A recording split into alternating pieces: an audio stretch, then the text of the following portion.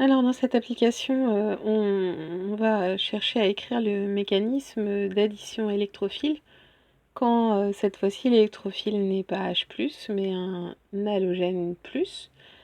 Et l'intermédiaire réactionnel détecté est alors un ion ponté. Donc là, je vais juste me contenter en fait d'appliquer ce qui est écrit dans le petit 1, d'accord, depuis le labo, et je le généralise à ce qu'on me propose ici. Donc, la réaction, cet alcène au départ, réagit avec HOBr. Alors la première question porte sur la polarisation du réactif hypobromeux. Alors, on sait que l'électronégativité augmente quand on se déplace dans une ligne et diminue quand on descend dans une colonne. On en déduit que l'oxygène et le chlore ont des électronégativités sans doute assez voisines. Et on peut penser que le brome est moins électronégatif que le chlore. Donc la liaison OBr est polarisée dans le sens d'une perte d'électrons du brome. Donc on a bien un brome électrophile.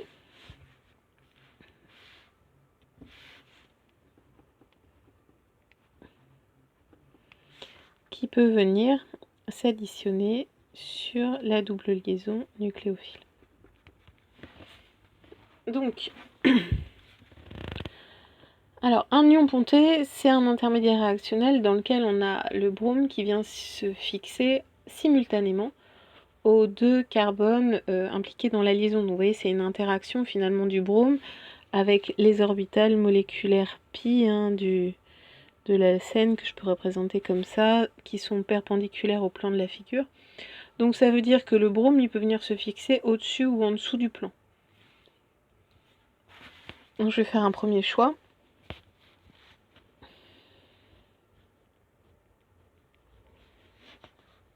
Par exemple,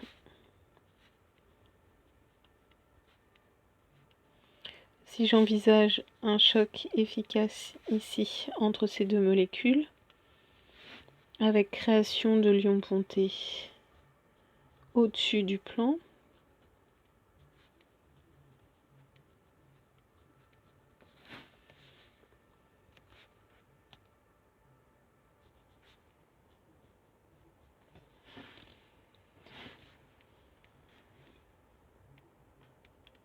la capture du brome libère l'ion hydroxyle HO-. Donc là, j'ai écrit l'intermédiaire réactionnel ponté par analogie avec le mécanisme qui était présenté juste au-dessus en page 6. Et une fois qu'on a cet ion ponté,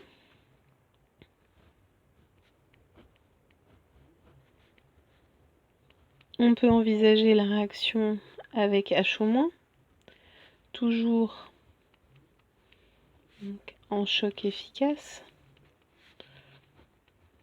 Et donc ici, bon, il faut bien se rendre compte que si HO- réagit avec l'ion ponté du côté où il y a le brome, on risque d'avoir une capture du brome par HO- et en fait ça va correspondre à la réaction ici inverse de la première étape.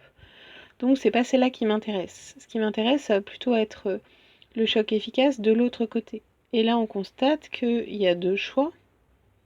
Soit la substitution ici sur ce carbone de droite, qui est le moins encombré, le côté le moins encombré, ou bien sur le carbone de gauche, qui est le côté le plus substitué. Alors j'ai bien dit moins encombré et plus substitué, on verra pourquoi tout à l'heure. Ici, j'ai le résultat. Je vois que le OH se fixe du côté des deux méthyles. Donc, ce qui m'intéresse, c'est cette approche-là.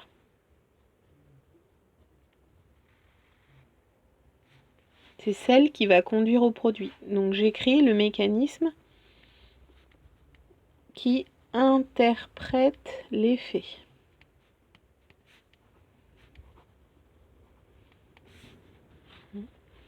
alors que les autres flèches représentent les autres possibilités qui apparemment sont moins favorables, d'après l'expérience. Ou en tout cas, qui ne mènent pas au produit. Sachant que donc on avait dit que cette possibilité-là, ça c'est évidemment envisageable et c'est ce qui correspond à cette réaction inverse. Donc au final, ce qu'on a, c'est donc une substitution nucléophile avec un choc efficace dirigé sur ce carbone de gauche qui va venir ouvrir l'ion ponté, qui est quand même pas très stable. Hein. Et donc, le brome reste devant.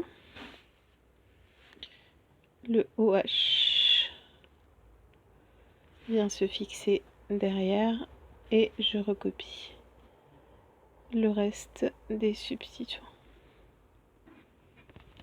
Un méthyle, deux méthyl ici, le OH.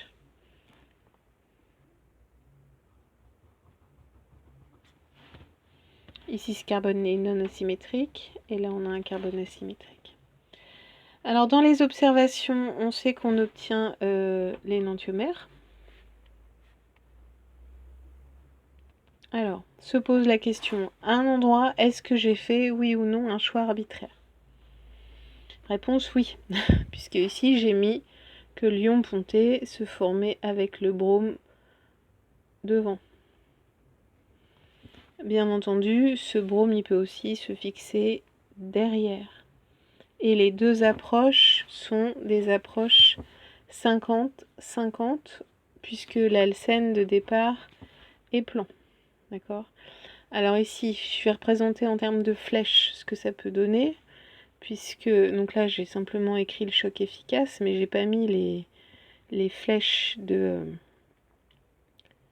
réorganisation des électrons. Alors, ce qu'on constate, c'est que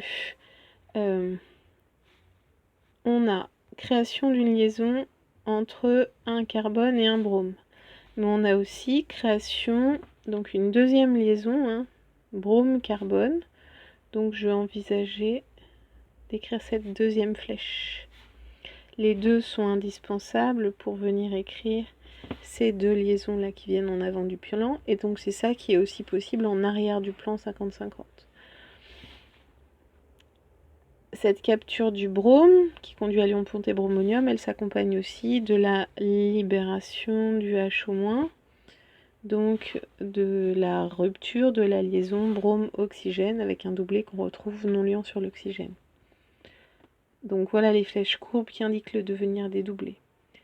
Et donc si l'ion ponté se forme par l'arrière du plan, on va avoir l'autre énantiomère ici, puisqu'on aura l'autre configuration de ce carbone porteur de brome.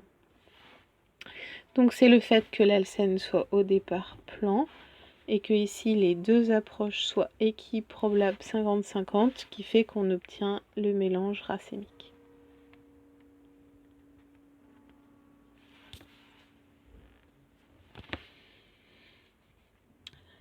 Alors ensuite, on nous demande de proposer un autre mode opératoire. Alors là, il fallait un petit peu lire entre les lignes, hein. C'est pas évident à distance. Lire entre les lignes, c'était l'utilisation du NBS pour lequel il manquait la formule en plus. Donc si on envisage d'utiliser dans un premier temps le NBS et dans un deuxième temps l'eau dans un solvant adapté, c'est vraiment ça la bonne combinaison. Si vous voyez ce genre de schéma de synthèse, alors vous pouvez être sûr que va se former ici une bromhydrine, la même que précédemment, avec ici le carbone asymétrique racémique. Alors pourquoi exactement les mêmes propriétés? Simplement parce qu'on est exactement avec le même mécanisme. La première étape, donc, c'est la formation de l'ion ponté bromonium à partir du NBS, N-bromosuccinimide, qui est un agent bromant.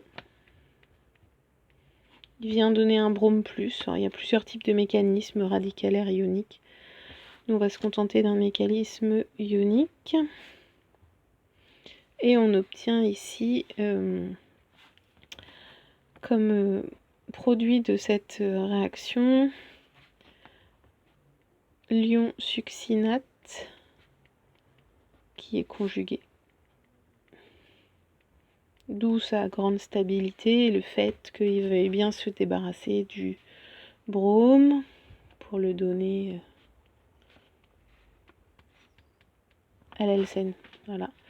Et à partir du moment où on a cet ion ponté, qui est le même que tout à l'heure, eh bien la fin de la synthèse se termine avec la substitution par l'eau du pont bromonium sur donc le carbone le plus substitué.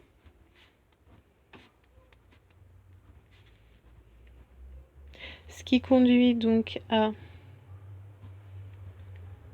la bromhydrine protonée.